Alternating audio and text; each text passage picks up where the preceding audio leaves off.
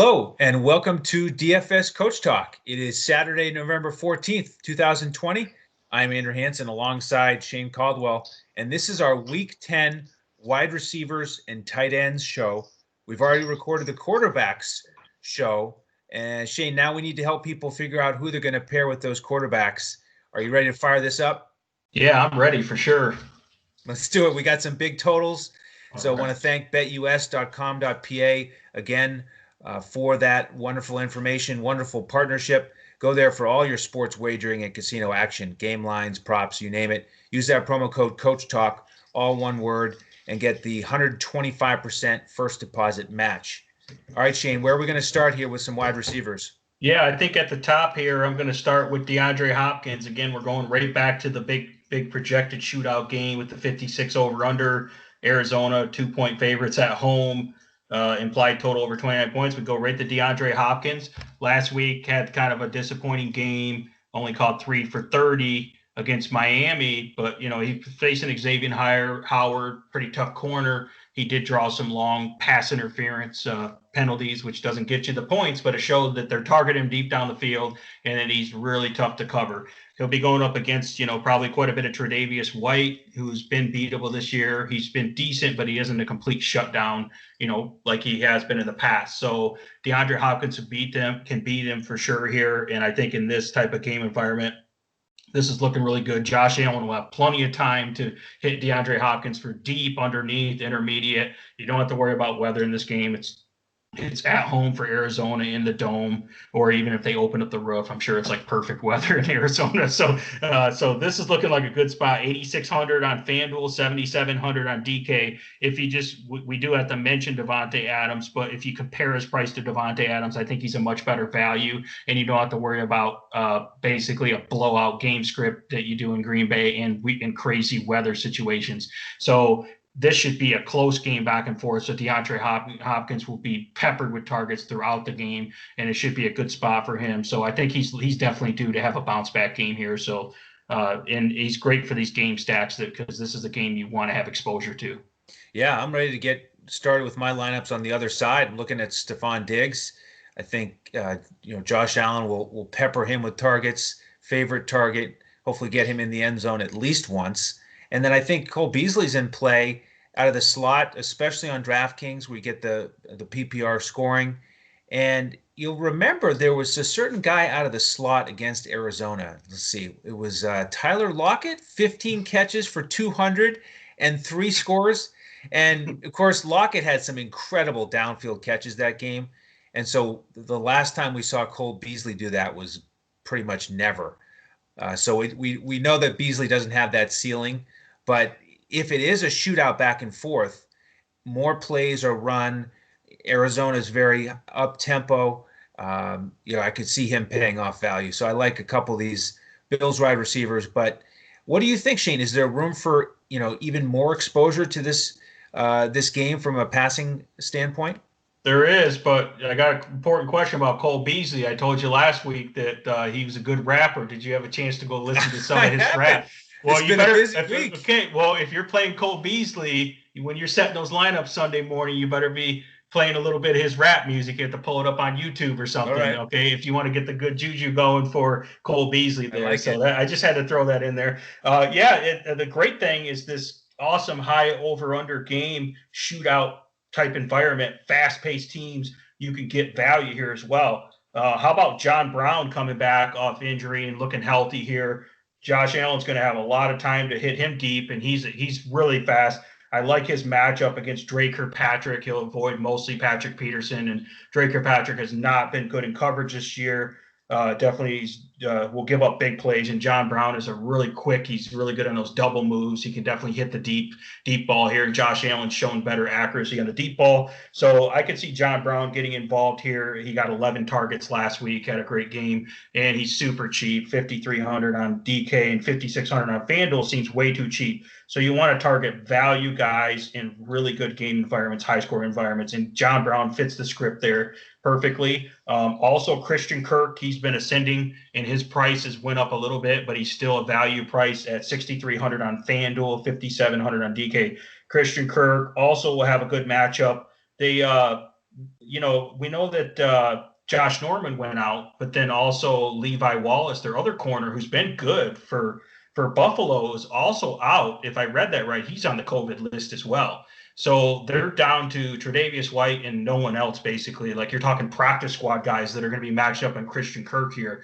So Christian Kirk at that cheap price against pretty much practice squad guys, when he already has Kyler Murray and that great spread offense here, he's going to be peppered with targets here a lot, and he's been an absolute playmaker. Christian Kirk has. They get him involved in multiple ways in this offense. So I look for Christian Kirk and John Brown to be great additions to get value exposure to this Buffalo-Arizona game. So I think those are core guys that are really important plays. Excellent. Well, once we move past this game, assuming we haven't filled out all of our wide receiver spots, where else are you looking? There's a guy that I'm interested in here in the late slate. It's a fellow named Keenan Allen. Great matchup in the slot against Miami. Will he find his way into your lineups? Yeah, I think he's facing up with Nick Needham over there in Miami, who every week gets torched, it seems like, in the slot. And yes, Keenan Allen, I always call him, he's like the technician, the route runner. He's a physical guy, but just his fundamentals and his route running is just too good that he's uncoverable pretty much. And he's been consistently one of the best receivers all year. And you put him in a great matchup here because you don't really want to attack them on the outside with, again, we mentioned Xavier Howard and those guys in Byron Jones. So you're going to exploit the middle of the field with Keenan Allen. He's going to line up in the slot quite a bit here. His price is still reasonable for the amount of targets and the upside that he has. So he's also a great pivot off like your Devontae Adams of the world there as a guy that's in good weather game. It should be a pretty good shootout. I think that this LA Chargers Miami game should turn into a shootout, and I kind of like the fact they're underdogs. They're going to have to keep passing. So Keenan Allen, 7,800 on FanDuel, 7,100 on DK. I think he's a great value this week, and I think he's in a blow up spot once again. I agree. All right, there's another game here in the late slate that I'm excited about. And if you missed the quarterbacks podcast that we did, go check that out. I like Jared Goff this week. Rams are coming off a bye. They get Seattle in their 32nd ranked pass defense with a couple corners out. And so that's the perfect situation for these wide receivers, because remember, the Rams really like to focus their targets on just a few guys. Unlike some of these other teams that will have 8 different receivers catch a ball in the first quarter. You don't get that with the Rams. So it's going to be Kupp and Woods and Josh Reynolds that are all in play for me on DraftKings. With Cooper Kupp in the slot, here's all you need to know about that matchup. In case you've forgotten, Julian Edelman, 8 for 179 against Seattle. Remember that? He had basically half of his season production in that matchup. So I like Cooper Kupp here. And as I mentioned, Woods and Reynolds, really excited about this passing attack against Seattle. Awesome. And then you could bring it back right on the other side there with our guy, Tyler Lockett. Every week it's Tyler. You're going to go Tyler Lockett, or you're going to go to the human He-Man basically over there with DK Metcalf. Yeah. So I think in this case, you want to try to avoid some of the outside coverage with the LA Rams here, as they might be a little more competitive against a big physical DK Metcalf, but in the slot you can exploit them. So Tyler Lockett, this is definitely one of those games like we talked about a few weeks ago where they might game plan a little more to Tyler Lockett.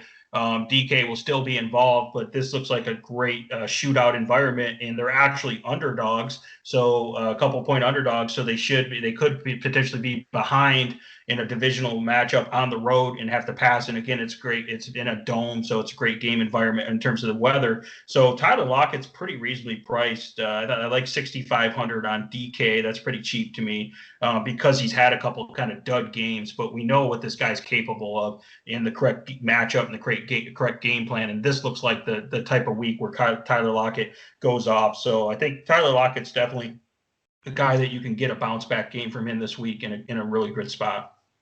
Yeah, the game total on betus.com.pa is now 54.5, and there has been some money coming in on the Rams because they are now favored by 2.5. So looking for some big scoring here from both sides. Looking forward to that game for sure. Well, we have been focusing on the 4 o'clock games. Let's start to spread our wings a little bit here and look at some other options, including the 1 o'clock games.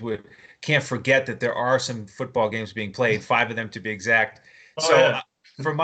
I've got one more wide receiver recommendation here. It's more of a GPP play. It's Jerry Jeudy. We know that he has a questionable tag, so make sure to stay tuned for those injury updates.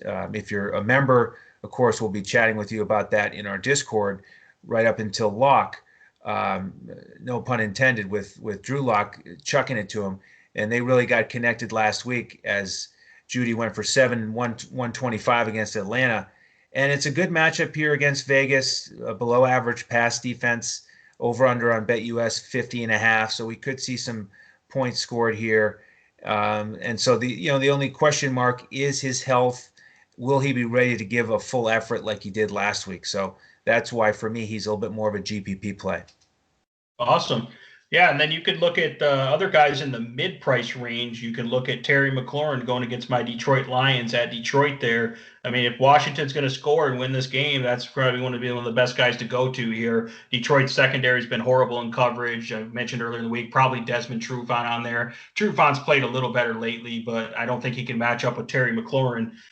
You're going to get a little bit lower ADOT with Terry McLaurin with Alex Smith in there because he's kind of the game manager, check down king. But the good news is Terry McLaurin is one of the best run after the catch, explosive playmaking type wide receivers. So even if they are shorter wide receiver screens and slants, he can still really get wide open and get a ton of run after the catch. And I think you're looking at like 12 to 14 targets at least, and probably catching at least 8 to 10 of those balls. So I think that Terry McLaurin's in a great spot here because of the massive volume and the upside with the run after the catch ability. So I like Terry McLaurin here going against Detroit. That could be a sneaky shootout if we get a little bit of scoring in that game, because I think Detroit can score on Washington as well. And then the other one that is kind of sneaky, DJ Chark looked really good with Luton and Jake Luton in there last week, and Luton's not afraid to throw the deep ball. He's not the check down. He's kind of the opposite of Alex Smith. So he's actually trying to throw the ball deep, and DJ Chark hits those deep passes really good. And they're going to be probably down at Green Bay, so it's a great game script for them just to sling the ball around and DJ Chark to get all kinds of garbage time in the second half.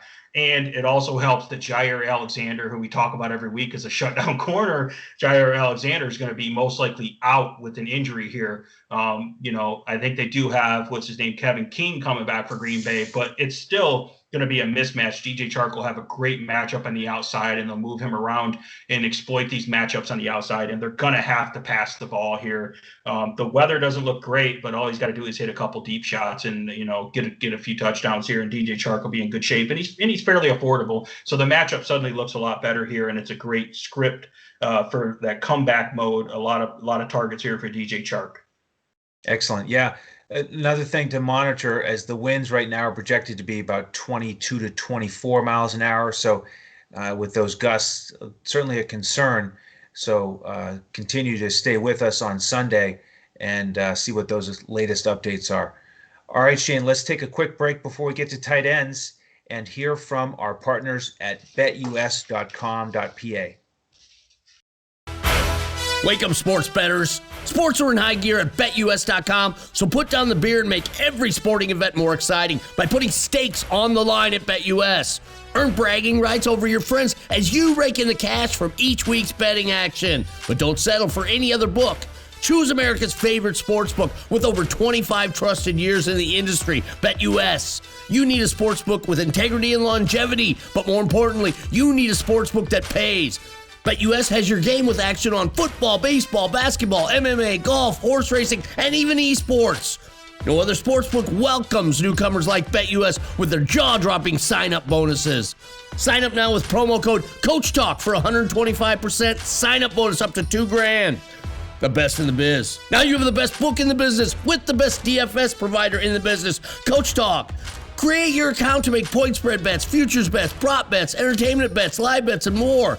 No other sportsbook is as committed to their members as BetUS. Sign up now and get in on the winning side of the ball. Welcome back, and thank you for that wonderful offer from BetUS. Again, that's available to all listeners here. You don't have to be a member of DFS Coach Talk. Just go to betus.com.pa and use that promo code Coach Talk. All right, Shane, it's time for some tight ends in Week 10. Where are we starting? Yeah, I mean, we could start with my guy, TJ Hawkinson. It looks like you're going to get him at probably a little bit lower ownership because he popped up on the injury report on Thursday with the toe injury and did not practice. That's highly concerning. But when I looked into it a little more, what it looks like to me is that he's been having this lingering toe issue, and they just gave him the day off on Thursday to get a little bit more rest. And then they let him have a limited practice to hopefully avoid any further setbacks on Friday. So I think he's going to be a full go, and I think that they're just load managing him to make sure he's fresh for this game, because without Kenny Golladay, they really need Hawkinson as one of their main playmakers in the passing game. They really need him as a wide receiver. So it's not like he's going to be in blocking a lot. So I think he's due for one of those games where he's going to get probably upwards of 10 targets, which is huge at the tight end position. And he is a pretty good playmaker in terms of run after the catch. And you'll notice he gets a touchdown almost every single game, which is why he's like the tight end number 3 in PPR this year, which tells you how bad the tight end position is, because Hawkinson hasn't had any big explosive blow-up games. He's just really consistently steady and pretty solid every single week. So I think it's a pretty good matchup against Washington's linebackers and safeties, and they're going to need him this week. I don't think they're going to be able to pound the ball against Washington's pretty tough front, and a lot of those short little screens and short passes to Hawkinson and relying on his big athletic ability and run after the catch ability, they're going to need him. So I like Hawkinson, and you're kind of paying up, and you're probably, getting him at a little bit lower ownership here because of the questionable tag. So I think you can fire him up this week at home. He's going to be a critical part of the Detroit passing attack. All right, excellent. Well, speaking of 10 targets, first guy I'm looking at is Darren Waller. He got that last week, and now he's facing up against Denver. Now, they're solid against tight ends overall in terms of the scoring they've allowed, but Gronk had 6 catches against them. Hayden Hurst got 7. So I think Waller could get 8 or 9 if he gets all those targets. You got to pay up for him a little bit at 5,900 on DraftKings, but I'd feel pretty good about that. Nice. Here's another guy that was injured for a little bit that came back that I think is due for a big game here, and his price is pretty cheap over on DraftKings, is Dallas Goddard. Dallas Goddard, he hasn't had a ton of games with him being the man here with Zach Ertz since Zach Ertz went out, because Zach Ertz and Goddard were both injured, and then Goddard came back, and he hasn't had many games. They had their bye week in there, and he's had 1 game back. So Goddard, I think, is due for a big game here, and he's going to be a major part of this passing attack. I just think that I like the Philadelphia offense this week overall with all their weapons back, and he'll be a red zone threat. And again, he's just a big, tall, explosive athlete, and that's what you want. I think he's going to get a good amount of the targets over the middle. We'll be able to exploit the linebackers and the safeties again for the Giants. And I like his price on DraftKings at 4,200. And if you pay up for him on FanDuel at 5,800, that's a little bit contrarian. I think you're going to get him lower ownership here. So Dallas Goddard, guy that hasn't done anything for a while, but I would expect him to have one of his big games here. I think he's a big bounce back candidate that you can get at low ownership. All right. And I like the guy on the other sideline in that game, Evan Ingram. He's had 2 straight games with 10 targets, and going up against Philly, that's a great matchup. They've given up the 3rd most points to opposing tight ends this year. So Evan Ingram for me, a nice price at 4,500 on DraftKings. Feel better and better about how they're using him in the offense. So I feel better and better about using him on a weekly basis. Awesome. Yeah, he's another one of those big explosive athletes. And to continue with that theme here, we're looking at these guys that are just specimens in terms of size and speed and everything. Going out to the Denver Broncos at the Las Vegas Raiders. I think it's a good matchup for Noah Fant. I know Drew Lock's, college buddy there, Albert O, is injured now, so you don't have to worry about him taking some fluke touchdown away or something like that. So he would get a couple targets. Noah Fant looks like he's getting better and better every single week. He went out with an ankle injury and was kind of in and out of the game last week, but he still had a decent game. I think he's due for, again, more targets. Love his run after the catch ability. A guy that size that can run like a 4.5 is just ridiculous. So yeah, he's a big physical guy here. Las Vegas has not been great against the tight end, so you can exploit them in that matchup. I expect that to be a pretty high scoring game there. It's over 50 over under, which is what you want here, 50.5 over under.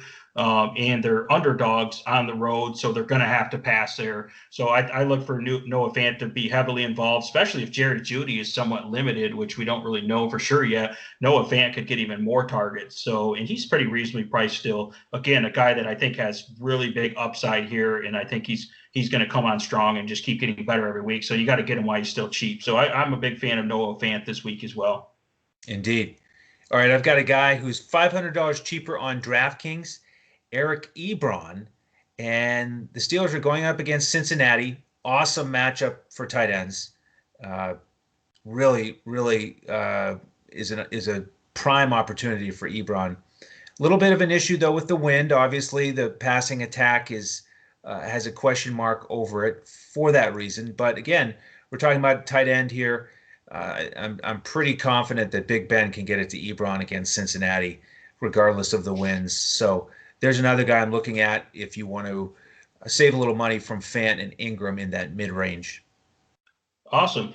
I'm going to go down to a value guy who's a little bit under the radar because he just came back from injury, but I like the opportunity here. I'm looking at Jordan Reed for the San Francisco 49ers here. They're at New Orleans.